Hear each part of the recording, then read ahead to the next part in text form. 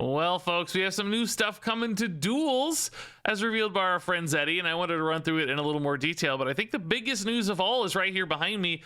All unlocks have been removed from Duels, so you don't have to work to unlock hero powers or signature treasures. That's for both new and old heroes, we're told, so you'll just have access to everything. All you need to play Duels now is your collection of cards. Otherwise, you just go in, pick whatever you want, have fun.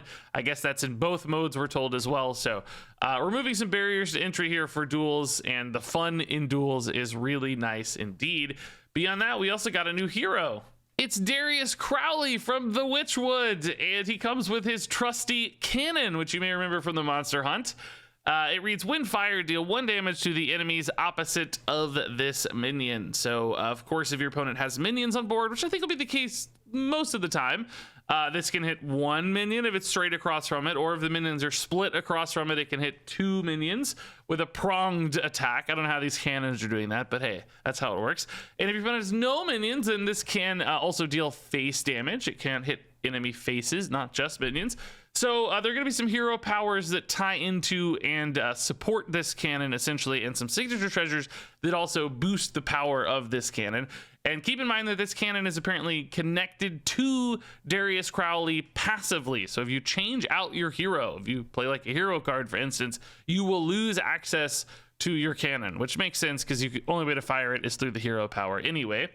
But let's take a look at some of these hero powers to pump up the cannon. Up first here is Fire at Thee, a 3-mana hero power that allows you to fire your cannons twice. And you may note that that's a plural cannons there. That's because of this signature treasure, the Grizzled Reinforcement, which allows you to summon an extra cannon. We'll talk more about this later, but keep in mind it's possible to get 2 cannons out, which can clearly double your output.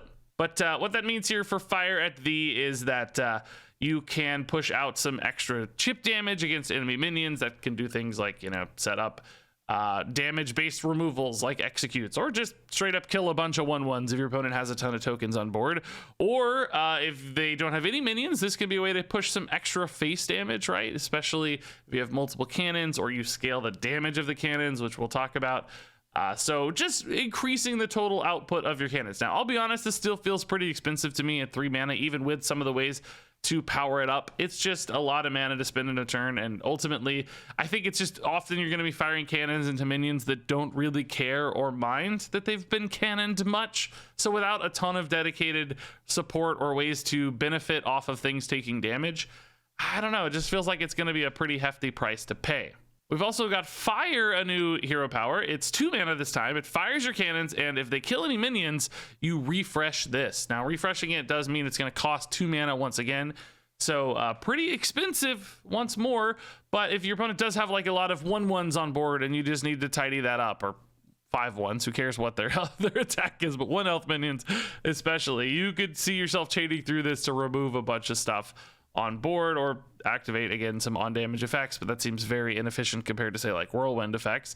So and it could go face too if there's just like a totally empty board. You know, this could pump some face damage. There will be scenarios where that is worth it because you can double the damage of your cannons to 2 damage with 1 other signature treasure we're going to talk about. So might be worth it, but again, it just feels a little pricey and a little low output to me compared to a lot of Duels hero powers. And then finally we have Fire Away. This is a 2 mana hero power once again. This one fires your cannons and it gives your minions a +1 attack. And I can see a little more direct use case for this one. Being able to convert this into damage on board if you have a wide board could be nice. Gives you a strategy to play towards, like, I'm going to swarm the board, go wide, and then use Fire Away to very reliably buff those boards to push extra damage through on top of whatever my cannons are doing naturally as well. So to me, this kind of looks like the easiest to build towards or play towards and the most reliable of the hero powers. So I'm going to say right now this feels like the strongest to me, but let's talk about the signature treasures, and then we'll come back and see which one sounds the best. So for instance here, I think Draconic Munition is one of the most important treasures to talk about in context of the hero powers. This is a new 1 mana spell signature treasure, and it reads, for the rest of the game, your cannons deal 1 extra damage. So now suddenly you have ways to pump out even more damage with each of these, right? So fire your cannons twice. That could hit a single minion for 4 damage, could hit face for 4 damage, could hit 2 minions for 4 damage. makes a little more sense to say, okay, I'm going to get 8 damage out of this for 3 mana. That to me feels better. And yeah, hitting face for 4 on an empty board is also somewhat relevant for 3 mana as well. You could see a way to, like, I'm going to just play a bunch of removal and then just, you know, whack my opponent with my cannons, essentially. Now, do keep in mind, you can't both get extra damage and an extra cannon. These are signature treasures that don't coexist. So you got to pick one or the other. And it's going to kind of depend on the shape of your deck, I think. So fire also, when scaled up in damage, you know, this is better at killing 2 health minions now suddenly. I don't think that's going to be a huge difference or feel especially powerful. I don't think this one gets a lot better with munition. And of course, fire away probably doesn't care too much. Again, it's a free bonus. That's nice. But I think there's one other treasure that's going to be so good, it's really hard to play anything else. And it's this one. It's Safe Harbor, a new 2 mana spell. It allows you to choose a minion and put it into your hand. It costs 0. Now, I want you to pay very special attention to the wording there. Choose a minion. It's not a friendly minion. And put it into your hand. It doesn't say put a copy of it into your hand. So you can pick any minion your opponent has played. You can just snatch it from the board, poof it away. Doesn't activate death rattles. So this is effectively both a silence and a hard removal on any single target you want. And then you also get to play it for 0 mana.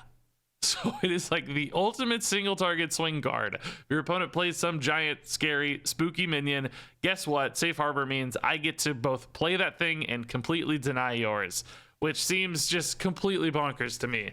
This feels really, really strong. To, again, the extent that I don't know how I'm going to play any other treasures. Like, empowering my cannons, okay, cool, whatever. We'll do that for some fun. But if we want to win, I feel like Safe Harbor is just so strong. Because there are some scary things that can come down in duels. This just completely shuts them down and steals them so that you can use that scary thing against your opponent. I don't know. This just seems completely bonkers to me for only 2 mana. So we also have the Grizzled Reinforcement we tease here. This is a 6 mana 4/3 that's going to summon you an extra cannon. And if you love cannons, you want to power your cannons up, this seems like a cool way to do that. That said, this is 6 mana. This comes down really late. That is so late in duels to start, you know, juicing up your game plan. I think it's going to come down too late to matter. And you're also just taking an enormous sacrifice on board here, because spending 6 mana for only a 4/3. So you might have to wait until you have a cannon that's like ready to go the same turn. So you're talking about 8 or even 9 mana before it feels reasonable to play this. I just don't see how you're going to squeeze this into turns. This seems very, very awkward. We'll try it again for fun to make some cannon builds and stuff, but this seems so prohibitively expensive. I guess it's worth noting that you can double this. You know, you can create copies of this, double the battle cries, get like 4 or 5 cannons, and then maybe you've got a really cool thing happening. But and again, we'll try that. That sounds super fun. But it's just happening so late. How are you still alive? I guess Armor Gain and Warrior makes it possible theoretically, but man, I feel like you'll be so far behind by the time you do any shenanigans here that it's gonna feel really tough. But maybe in combination with discounts and copies and like all these ways, get 4 or 5 cannons, do some nutty stuff. That said, you don't have any board spots left, so I don't know. It just seems really, really tough to make this work. We also have here the Deck Swabby, a new 2 mana signature treasure. He's a 1/4, unlike in Battlegrounds, and he reads, at the end of your turn, fire your cannon. So this is an extra way to get some cannon action. Again, remember, this can't coexist with the boost to damage for cannons, but or actually you can't have multiple cannons with the Deck Swabby either. So maybe this should just say fire your cannon, but I don't know, covering their bases, I guess, in this case.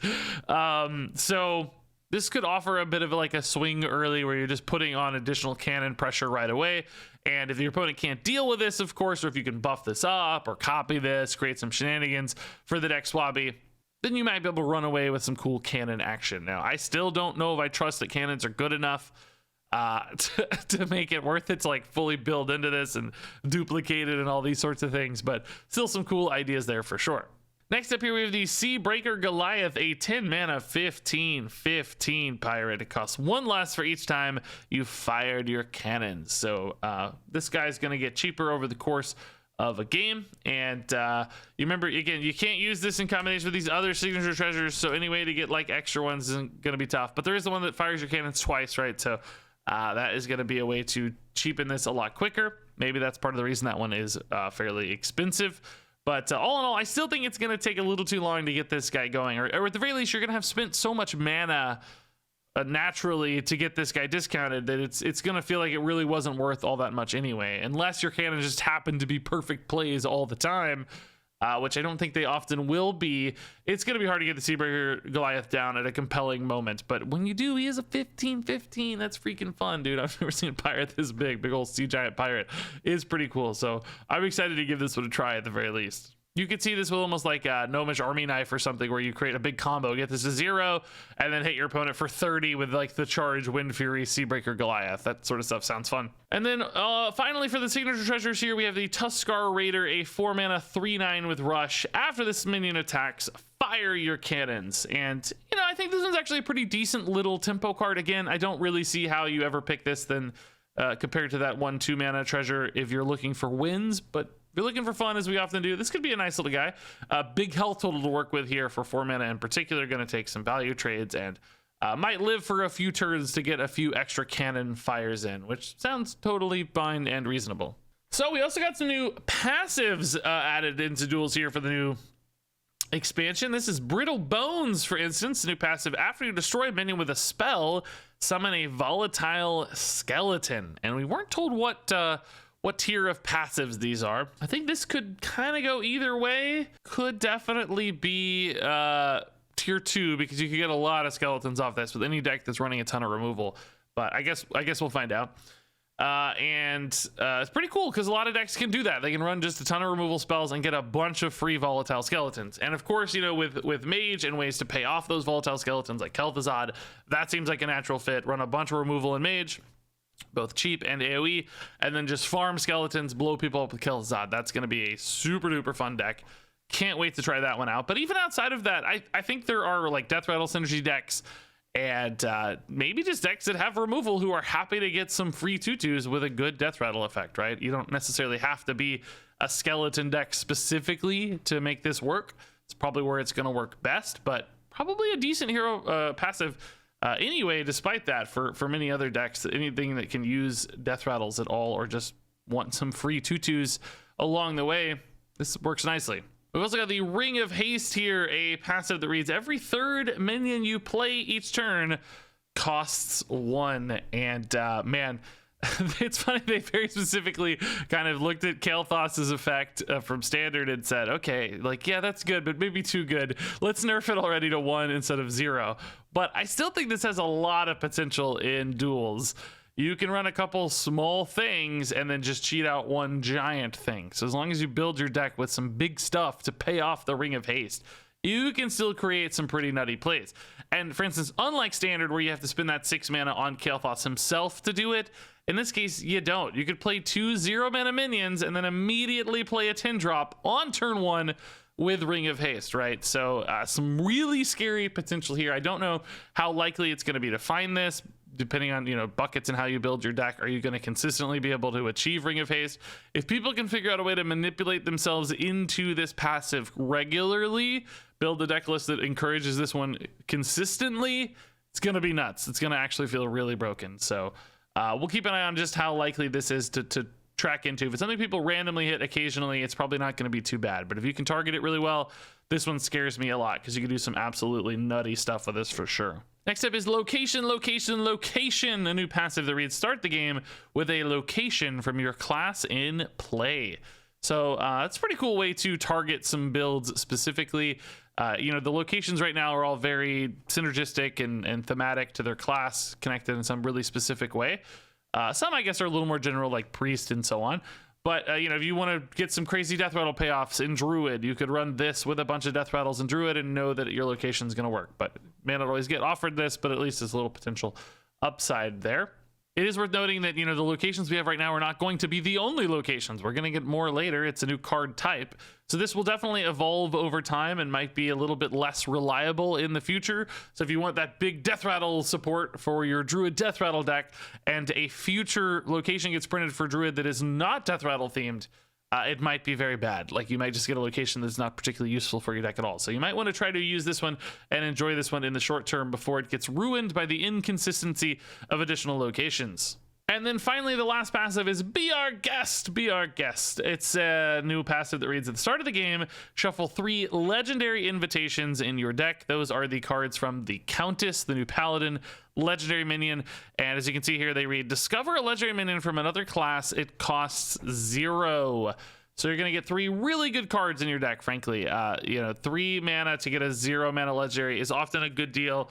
We've got things like Astral Portal in duels that suck for 4 mana to get a random legendary, but that's because it's random. You don't get to discover it. In this case, you get to pick the best one, so it's very likely you're going to get a high-cost legendary, particularly because you get those other class ones. A lot of like cheap neutral legendaries are out of the pool, so even if you totally whiff, I don't think it's almost possible. I mean, it's probably technically possible to get like only 2-cost legendaries, but you're probably going to get at least a 3 mana play always, and often an 8 mana play, that's really good and way ahead on tempo for a 3-cost card. So this will definitely improve the quality of your deck quite a bit. I think this will be one of those passives that the decks that have a really targeted game plan will ignore, but many decks will be like, yeah, okay, that's fine. That's a power level boost to my deck, and nothing else really made sense. So sure, I'll take the legendary invitation. And yeah, I think that covers it for all the stuff that was revealed for duels. I'm really curious to hear what you guys think. Am I underestimating these first couple hero powers? Is maybe the face damage potential of these high enough that they're still going to be really scary when scaled up? I don't know. We'll see. I just think this card's completely insane, though. It's like Necrotic Poison, right, is a 2 mana treasure in duels that just destroys a minion, and it's pretty okay. I think it's a solid treasure. This is a signature treasure you start with, and it just completely ruins so many other cards. So I don't know, keep an eye on Safe Harbor. I'm very curious to see this one in action. What do you guys think is going to be broken? Are you excited to see Darius, Crowley, and his cannon bro in duels? I'm going to hear all those thoughts and more in the comments below. Thanks much as always for watching, and until next time, game on.